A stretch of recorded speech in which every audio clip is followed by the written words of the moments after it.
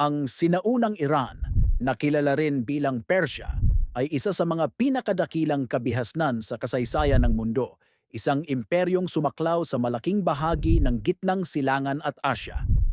Nagsimula ang pag-angat nito noong ika-6 na siglo BC, nang si Cyrus the Great ay nagbuklod ng mga tribo at nilupig ang mga kaharian ng Media, Lydia at Babylon. Siya ang nagtatag ng Achaemenid Empire, ang kauna-unahang malaking imperyo ng Persya na umabot mula sa Asia Minor hanggang India. Ang mga Persyano ay kilala sa kanilang makapangyarihang administrasyon, daan at komunikasyon at malawak na kalakalan. Dito rin nilinang ang malaking lungsod ng Persepolis, isa sa pinakamasalimuot na palasyo sa sinaunang panahon.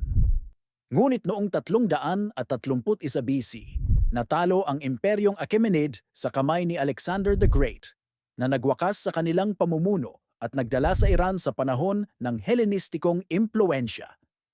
Pagkatapos ng Alexander, sumunod ang Parthian Empire, isang makapangyarihang kapangyarihan na nagkontrol sa malawak na teritoryo at naging sentro ng kalakalan sa Silk Road. Pagkatapos ng Parthians, sumibol ang Sasanian Empire na itinuturing na huling dakilang imperyo bago ang pagdating ng Islam. Sa ilalim nila, umunlad ang sining, agham at istruktura ng estado ng higit pa, pati ang malalaking lungsod tulad ng Ctesiphon.